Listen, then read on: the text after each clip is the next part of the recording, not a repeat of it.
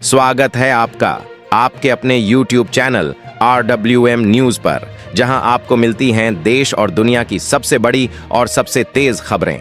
आज की top breaking news आपको बता दें, 1 अप्रैल से पुरानी गाड़ियों पर बड़ा एक्शन। दिल्ली में ओवरेज पेट्रोल डीजल वाहनों को नहीं मिलेगा फ्यूअल। वही बैंकों से लोन में जबरदस्त उछाल। पिछले साल के मुकाबले 11.1% ज्यादा कर्ज, लेकिन जमा सिर्फ 10.2% बढ़ी। साथ ही 1 अप्रैल से बंद नंबरों की UPI ID होगी डिलीट। अपना मोबाइल नंबर तुरंत अपडेट करें। इन सभी खबरों की सटीक जानकारी आपको मिलेगी आज के जबरदस्त न्यूज बुलेटिन में। तो चैनल को सब्सक्राइब कर लीजिए और देखते रहिए RWM न्यूज, जहां हर खबर मिलती है सबसे पहले और सबसे सटीक। चलिए बिना देरी किए जानते हैं आज की पहली बड़ी खबर। राष्ट्रपति द्रौपदी मुर्मू का कहना है कि किसी भी देश या समाज की असली पहचान इस बात से होती है कि वो वंचित और जरूरतमंद लोगों के प्रति कितना संवेदनशील है। उन्होंने राष्ट्रपति भवन में हुए पर्पल फेस्ट में ये बातें कहीं। इस फेस्ट का मकसद दिव्यांगजन, विकलांग व्यक्तियों से जुड़ी जागरूकता बढ़ाना है और ये समझना है कि उनकी जिंदगी पर अलग अलग दिव्यांगताओं का क्या असर पड़ता है। लोकसभा में 2025 से 26 के केंद्रीय बजट से जुड़े कई मंत्रालयों के खर्च को मंजूरी दे दी गई है। खास बात ये रही कि केमिकल्स एंड फर्टिलाइजर्स, बिजली, commerce and industry, ministries of housing and urban affairs, information and broadcasting and micro, small and medium enterprises के बजट को बिना किसी चर्चा के पास कर दिया गया। लोकसभा अध्यक्ष ओम बिरला ने इसकी घोषणा की। गृह मंत्री अमित शाह ने कहा कि मोदी सरकार आतंकवाद के खिलाफ जीरो टॉलरेंस की नीति पर काम कर रही है। उन्होंने यह भी बताया कि जब से NDA सरकार आई है, तब से जम्मू कश्मीर में आतंकी घटनाओं और हमलों में साथी तक कमी आई है। यानी हालात पहले से काफी बेहतर हुए हैं और आतंकवाद पर लगाम कसने के लिए सरकार लगातार सख्त कदम उठा रही है। विश्व जल दिवस हमें यह याद दिलाने के लिए मनाया जाता है कि पानी कितना जरूरी है और हमें इसे बचाने के लिए कदम उठाने चाहिए। दुनिया के कई हिस्सों में लोग साफ पानी के लिए तरस रहे हैं और इस समस्या को हल करने के लिए जागरूकता बढ़ाना बहुत जरूरी है। इस दिन का एक खास मकसद है 2030 तक सभी लोगों को साफ पानी और बेहतर स्वच्छता सुविधाएं मिलें। तो क्यों ना हम भी अपनी तरफ से थोड़ा योगदान दें और पानी की बर्बादी रोकने की कोशिश करें। अभी ताजा अपडेट आया है कि बैंक से मिलने वाले लोन में जबरदस्त बढ़ोतरी हो रही है। 7 मार्च को खत्म हुए पखवाड़े में बैंकों ने पिछले साल की तुलना में 11.1% ज्यादा लोन दिए, जबकि इसी दौरान लोगों की जमा रकम में 10.2% की बढ़ोतरी हुई। यानी लोग बैंक से ज्यादा उधार ले रहे हैं, लेकिन उतना पैसा जमा नहीं कर रहे। अगर आंकड़ों को देखें तो इन 15 दिनों में बैंकों में 2.25 लाख करोड़ रुपए जमा हुए, जबकि 1.38 लाख करोड़ रुपए का लोन बांटा गया। इससे साफ दिखता है कि लोन और जमा में करीब 90 आधार अंकों का अंतर बना हुआ है। अगर आपका मोबाइल नंबर काफी समय से बंद पड़ा है या आप उसे इस्तेमाल नहीं कर रहे हैं, तो जरा ध्यान दें। 1 अप्रैल 2025 से national payments corporation of India ऐसे सभी UPI ID डिलीट कर देगा जो उन इनएक्टिव मोबाइल नंबरों से जुड़े हैं। यानी अगर आपका पुराना नंबर बंद पड़ा है और उससे UPI लिंक है, तो ट्रांजैक्शन में दिक्कत हो सकती है। बेहतर होगा कि अपना नंबर अपडेट कर लें ताकि कोई परेशानी न हो।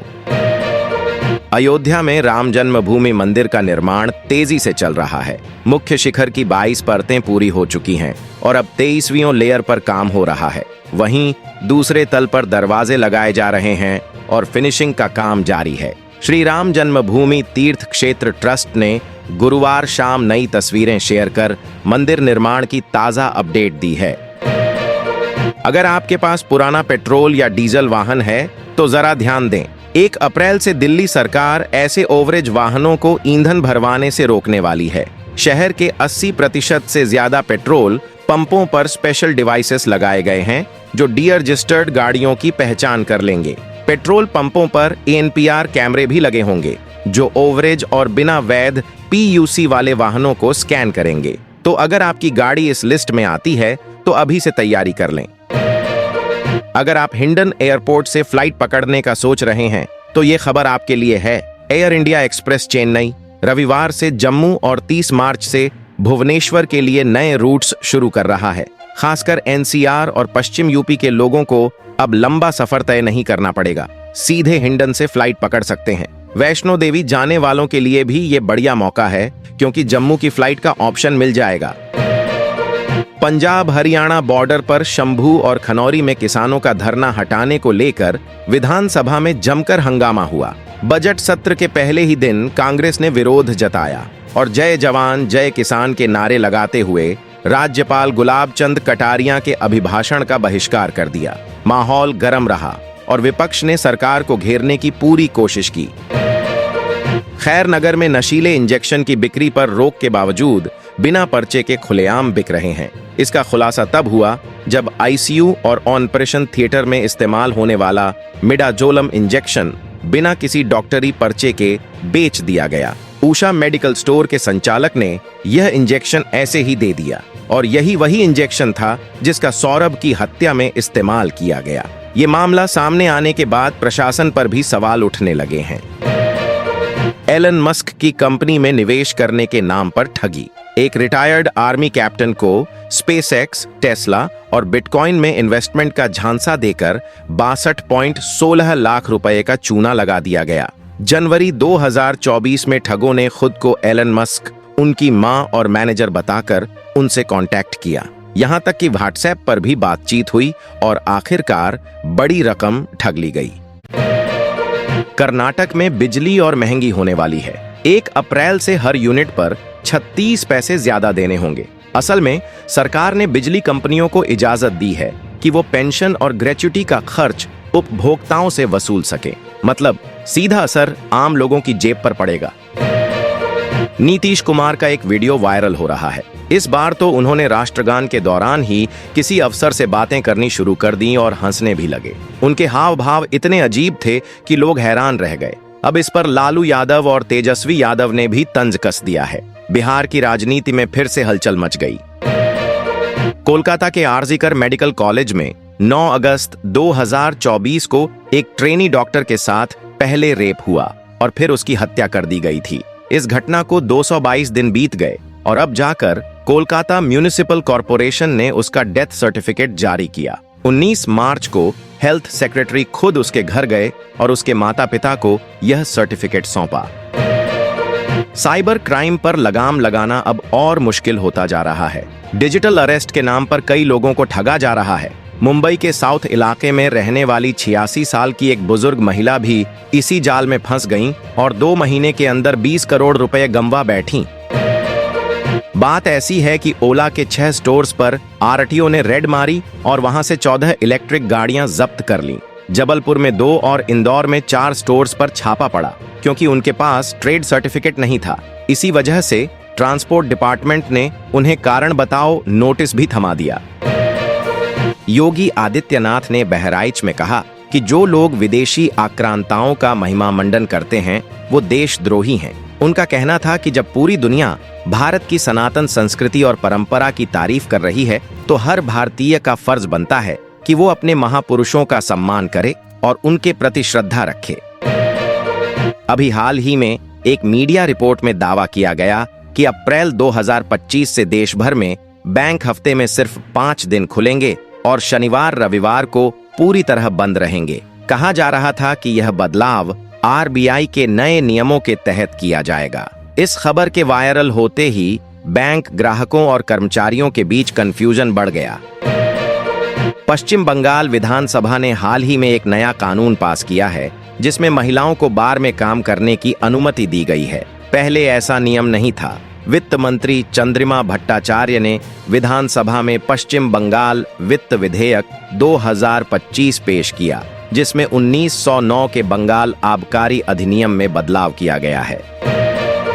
दिल्ली शिक्षा निदेशालय ने माता पिता और स्कूलों को चेतावनी दी है कि वे उन लोगों या संगठनों के झांसे में न आएं जो स्कूल में एडमिशन की गारंटी देने का दावा करते हैं। उन्होंने साफ किया है कि स्कूलों में एडमिशन की प्रक्रिया पूरी तरह नियमों के मुताबिक और पारदर्शी होती है, इसलिए किसी भी फर्जी वादे पर भरोसा न करें।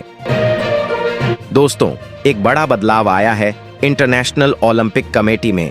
किर्स्टी कोवेंट्री को इसका नया अध्यक्ष चुना गया है और ख़ास बात यह है कि वो इस पद पर पहुंचने वाली पहली महिला और पहली अफ्रीकी भी हैं। इतना ही नहीं, वो IOC की 10वीं अध्यक्ष हैं और अब तक की सबसे युवा भी। 24 जून से वो अपनी नई जिम्मेदारी संभालेंगी और इस दौरान थॉमस बाक की जगह लेंगी, जो पिछले 12 सालों से इस पद पर थे।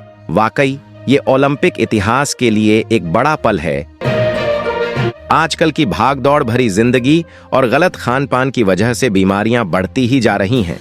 चाहे बच्चे हों, बुजुर्ग हों, महिलाएं या पुरुष, कोई भी इससे बच नहीं पा रहा। हेल्थ एक्सपर्ट्स का कहना है कि खासकर महिलाओं के लिए कुछ बीमारियां ज्यादा चिंता की वजह बन सकती हैं, इसलिए सेहत का ध्यान रखना बहुत जरूरी हो गया है। तुर्की में चल रहे विरोध प्रदर्शन का असर सीधा वहां की करेंसी पर दिखा। लीरा की हालत ऐसी हो गई कि ये $1 के मुकाबले 42 के रिकॉर्ड निचले स्तर तक गिर गई। हालांकि दिन खत्म होते होते थोड़ी रिकवरी हो गई और लीरा 2.6% की गिरावट के साथ 37.665 पर बंद हुई। इसका असर बॉन्ड और स्टॉक मार्केट पर भी दिखा, जहां भी गिरावट दर्ज की गई। अमेरिकी शेयर बाजार में इन दिनों हलचल मची हुई है, खासकर ट्रेड वॉर की बढ़ती आशंका के चलते। इसी बीच टेस्ला के शेयरों में भारी गिरावट देखने को मिली। हालांकि अब धीरे धीरे रिकवरी हो रही है, लेकिन मामला यहीं नहीं रुका। कंपनी के एक निवेशक ने सीधे सीधे एलन मस्क को हटाने की मांग कर दी। इसके साथ आज की वीडियो में बस इतना ही।